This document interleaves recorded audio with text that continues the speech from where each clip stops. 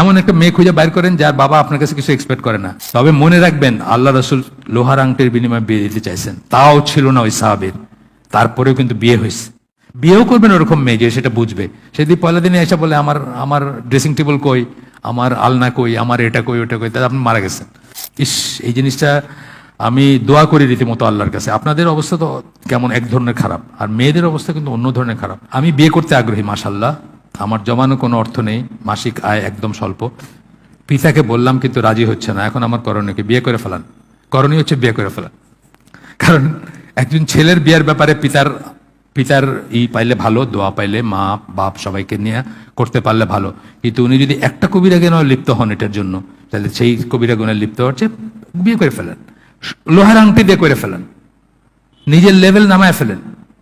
এমন একটা মেয়ে খুঁজে বাইর করেন যার বাবা আপনার কাছে কিছু এক্সপেক্ট করে না, এবং তার সাথে কথা বলেন যে আমাকে জাস্ট মানে লোন হিসাবে আপনি আমার ভরণ পোষণের এটা করেন, টিল আমি কর্মক্ষম হই, তারপরে আমি সব শোধ করে দিব। আপাতত আমার ওয়াইফ আপনার বাড়িতে থাকুক, আমি তারপরে আলাদা করবো। আমার আপনার কাছে যা আমি ফেভার নিতে সব আমি পে ব্যাক করবো ইন ক্যাশ বা হিসাবে। এই হিসাবে করতে পারেন অ্যারেঞ্জমেন্ট। এটা জায়েজ না জায়েজ যে তা না, কি বলেন?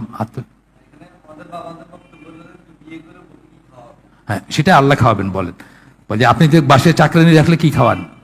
আমি তো বলছি, আমার একটা বইতে বলছি না যে আপনার বাসায় চাকরানি রাখলে একটা প্লেট পড়ে না? আমাদের বাসায় 2টা মহিলা খায়, খাওয়ার কোনো কন্ট্রাক্ট নাই, কিন্তু তারা কাজ কাম করে, রান্না করে, অটোমেটিক্যালি রান্নার পরে খায় যায়।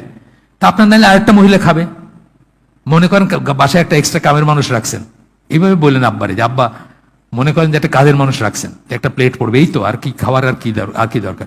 বিয়েও করবেন ওরকম মেয়ে যে সেটা বুঝবে। সেদিন পয়লা দিনে এসে বলে আমার আমার ড্রেসিং টেবিল কই, আমার আলনা কই, আমার এটা কই ওটা কই, তাহলে আপনি মারা গেছেন। তো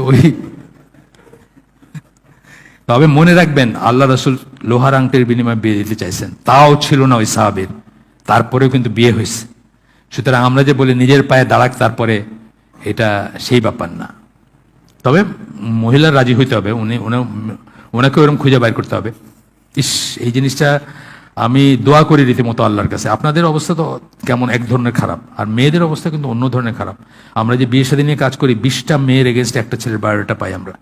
20টা মেয়ে কুমারী, আর স্বামী পরিত্যক্তা বা ডিভোর্সিত রয়েই গেল। এইগুলো যে আমাদের কোথায় নিয়ে যাচ্ছে, সমস্ত ভিতর দিয়ে সব সব নামাজ রোজা সব গোল্লায় যাচ্ছে আর কি। কারণ আপনি যদি ব্যভিচারী হন, আপনার বাকি জিনিস কোথায় যাবে বলেন তো?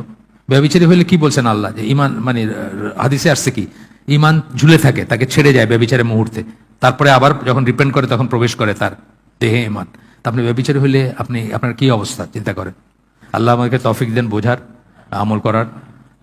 আসসালামু আলাইকুম রহমতুল্লাহ বারাকাতুহু।